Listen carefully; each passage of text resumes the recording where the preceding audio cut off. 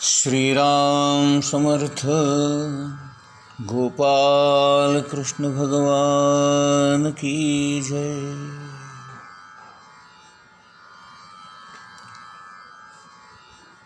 एके दिवशी भगवान श्रीकृष्ण आणि बलराम आपल्या सर्व गोप मित्रांसह गायींना चारत वृंदावनापासून खूप दूर गेले होते.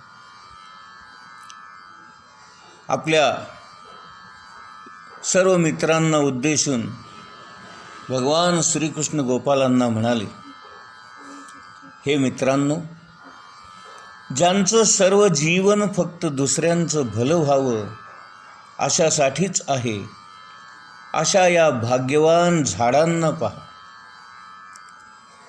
ते स्वतः ऊन, वारा, पाऊस, थंडी या सर्व गोष्टी सहन करतात आणि या सर्वांपासून आमचं रक्षण करतात. यांच्यामुळेच आपला जीवन निर्वाह चालतो.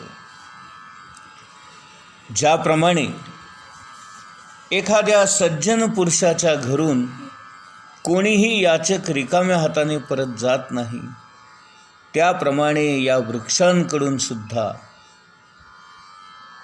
प्रत्येकाला काही ना काही प्राप्त होतेच. हे वृक्ष आपली पाने, फुले, फळे, सावली, साली, लाकडे, सुगंध, डिंक, राख, कोळसा, पालवी आणि अंकुर या सर्वच गोष्टी इतर सर्व प्राणीमात्रांना देत असतात. या वृक्षांचे आपल्यावर किती बरे उपकार आहेत. हे गोपाळांनो, गोपबालांनो, एक गोष्ट तुम्ही कायमची लक्षात ठेवा. आपल्या जन्माची सार्थकता कशात आहे, नाही का? याचा जर आपण विचार केला तर वृक्षांकडून आपण हा धडा घेऊ शकतो. इतरांचं आपण नेहमी कल्याण चिंतावं, इतरांना मदत होईल असं वागावं, इतरांची सेवा करावी. धनाने, बुद्धीने, वाणीने, शरीराने आणि आपल्या प्राणांनी सुद्धा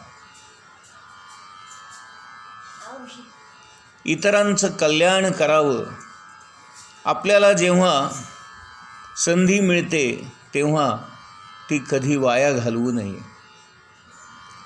अशा प्रकारे उपदेश करत करत भगवान श्रीकृष्ण यमुनेच्या काठापर्यंत येऊन पोहोचले.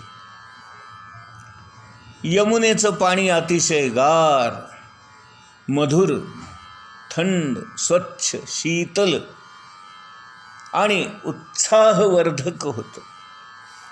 त्यांनी सर्व आपल्या बरोबरच्या गायींना, वासरांना यमुनेचं पाणी पाजलं. नंतर साऱ्या बालगोपालांना त्यांनी पाणी पाजलं आणि मग सर्वात शेवटी ते स्वतः पोटभर पाणी प्याले. पाणी पिऊन तृप्त झालेले असताना काही गोपाळ भगवान श्रीकृष्णांजवळ आले आणि त्यांना म्हणाले, हे कृष्णा, आम्हाला खूप भूक लागली आहे रे. आमच्या खाण्यापिण्याचा काहीतरी प्रबंध करावा. शुकाचार्य पुढे सांगू लागले, गोपाळांनी जेव्हा देवकी नंदन, यशोदानंदन, गोपनंदन असणाऱ्या या भगवंताची प्रार्थना केली, तेव्हा त्यांनी अंतर्ज्ञानाने हे जाणले की मथुरेमध्ये काही ब्राह्मण अंगीरस नावाचा यज्ञ करत आहेत आणि त्या ब्राह्मणांच्या पत्नींची भगवंतावर प्रचंड भक्ती आहे. त्या ब्राह्मण पत्नींवर कृपा करण्यासाठी भगवंताने आपल्या सर्व गोपमित्रांना सांगितलं, हे बाळांनो, येथून जवळच काही ब्राह्मण स्वर्ग प्राप्त व्हावा या इच्छेने अंगीरस नावाचा यज्ञ करत आहेत. तर तुम्ही त्यांच्या यज्ञशाळेमध्ये जा, माझं आणि बलराम दादाचं नाव सांगा आणि आम्हाला भूक लागलेली आहे, काहीतरी आम्हाला खाण्यासाठी द्या, असं सांगून तुम्ही त्यांच्याकडून खाण्याचे पदार्थ मागून आणा. जेव्हा भगवंतानीच अशी आज्ञा केली तेव्हा ते सारे गोप बाल, भगवंताचे मित्र, धावत पळत उड्या मारत मस्ती करत त्या यज्ञस्थळापर्यंत जाऊन पोहोचले.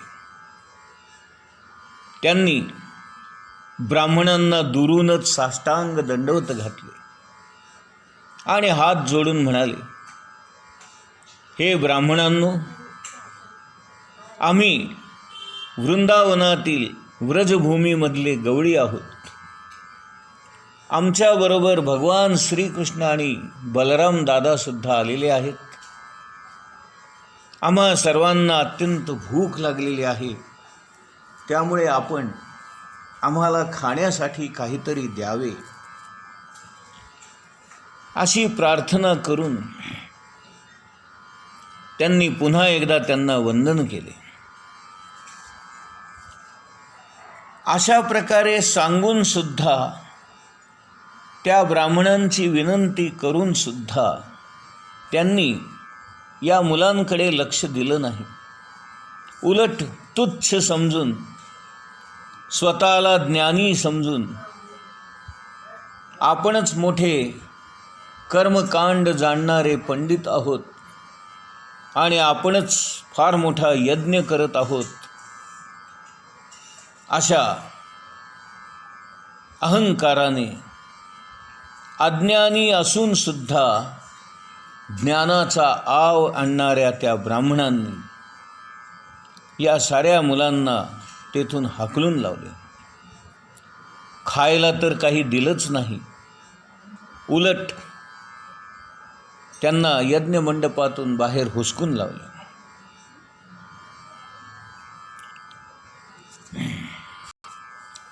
ते बालगोपाल निराश होऊन परत आले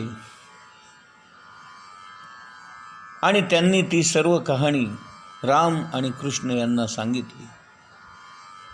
ती कहाणी ऐकून भगवान श्रीकृष्ण स्वतःशीच हसले, कारण त्यांना हे माहीतच होतं की ही मुलं तेथे जातील आणि आपला अपमान करून घेऊन परत येतील. पण त्यांच्याकडून यांना काही खाण्याचे पदार्थ मिळणार नाहीत हे भगवंताला ठाऊकच होते. यावर भगवान हसून त्या गोपाळांना पुन्हा म्हणाले, आता तुम्ही एक काम करा, यज्ञमंडपापर्यंत जा, परंतु यज्ञमंडपात न जाता त्या मंडपाच्या मागच्या बाजूला जाऊन तेथे स्वयंपाक घरामध्ये जा आणि ब्राह्मण पत्नी तेथे स्वयंपाक करण्यामध्ये मग्न असतील, त्यांना तुम्ही अन्न मागा, म्हणजे मग त्या तुम्हाला देतील. कारण माझ्यावर त्यांचं फार प्रेम आहे आणि त्या सर्वजण सतत माझी भक्ती करत असतात. अशा वेळेला माझे भक्त तुम्हाला रिकाम्या हाताने कधीच पाठवणार नाहीत. असं जेव्हा भगवंतानी सांगितलं तेव्हा ते बालगोपाल पुन्हा एकदा मोठ्या उत्साहाने मोठ्या आनंदाने उड्या मारत धावत पळत यज्ञ मंडपापर्यंत गेले. परंतु यज्ञशाळेमध्ये न जाता मागच्या बाजूने स्वयंपाक घरामध्ये गेले. तेथे ब्राह्मण स्त्रिया सुंदर वस्त्रे परिधान करून स्वयंपाक आणि भोजनाची सर्व पाकसिद्धी करण्यामध्ये गुंतल्या होत्या. शरीराने त्या काम करत होत्या, परंतु मनाने आणि वाणीने भगवंताचं स्मरण करत होत्या. मुखाने श्रीकृष्ण श्रीकृष्ण श्रीकृष्ण असं सतत नामस्मरण करत होते. हे सर्व बालगोपाल तेथे गेले. त्यांनी त्या ब्राह्मण पत्नींना नमस्कार केला आणि प्रार्थना केली.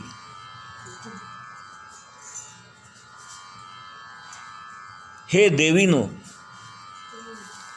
आम्ही सर्वजण येथे जवळच गुरे चारण्यासाठी घेऊन आलेलो आहोत.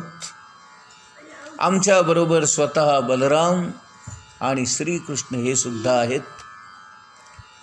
परंतु आम्हा सर्वांना अतिशय भूक लागलेली असल्यामुळे आपण आमच्या खाण्यापिण्याची काहीतरी सोय करावी अशी प्रार्थना करून त्यांनी त्या ऋषी पत्नींना वंदन केले. त्या ब्राह्मण पत्नी बऱ्याच दिवसांपासून भगवंताच्या लीला ऐकतच होत्या. भगवंतानी केलेले पराक्रम त्यांच्या कानी पोहोचलेच होते आणि एक एक गोष्टी ऐकून त्यांचं मन सतत भगवंताकडे आकर्षिले जात होते. श्रीकृष्णाचं कधी एकदा दर्शन होईल अशा अपेक्षेने त्या रोज भगवंताची प्रार्थना करून विनंती करत होत्या, हे देवा, तुझं सगुण साकार रूप आम्हाला कधी दिसेल. तुझ्या लीला, तुझे पराक्रम आम्ही ऐकले आहेत आणि आम्हाला तुझ्या भेटीची, तुझ्या दर्शनाची उत्सुकता लागलेली आहे. हे भगवंता, हे प्रियतमा, तू आम्हाला केव्हा दर्शन देशील?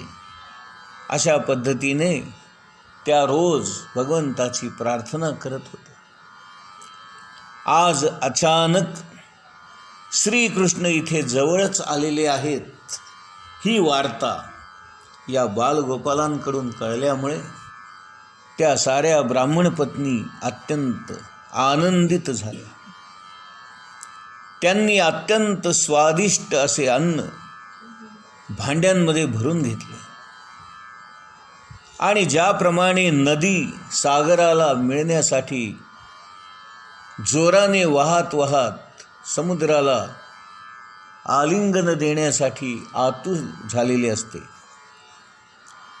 त्याप्रमाणे या साऱ्या ब्राह्मण पत्नी भगवंताच्या दर्शनासाठी, त्याच्या भेटीसाठी आसुसलेल्या असल्यामुळे त्या या बालगोपालांसह अन्नपदार्थ भांड्यामध्ये भरून घेऊन धावत पळत श्रीकृष्णाच्या दर्शनासाठी निघाल्यासुद्धा. थोड्याच वेळात त्या साऱ्या जणी यमुनेच्या किनारी भगवंत जेथे उभे होते तेथे येऊन पोहोचल्या. गाई वासरांच्या मध्ये भगवंत बसलेले आहेत. एका सुंदर वृक्षाखाली सावलीमध्ये भगवंत बसलेले आहेत आणि ते सुंदर अशी वेणू वाजवत आहेत. भगवान श्रीकृष्ण बासरी वाजवत आहेत आणि त्याचा सुंदर असा नाद चारही बाजूंना भुलवत आहे. सारा आसमंत धुंद झालेला आहे. वारे वाहण्याचं थांबलेले आहेत, पक्षी उडायचं थांबलेले आहेत. झाडं हालायची बंद झालेली आहेत. झाडांची पानं सुद्धा हलत नाही आहेत. नद्या वाहायचं थांबलेल्या आहेत. पाणी सुद्धा वाहायचं थांबलेलं आहे. तिथे असणारे छोटे मोठे प्राणी सगळे भगवंताकडे तोंड करून त्या बासरीच्या नादाला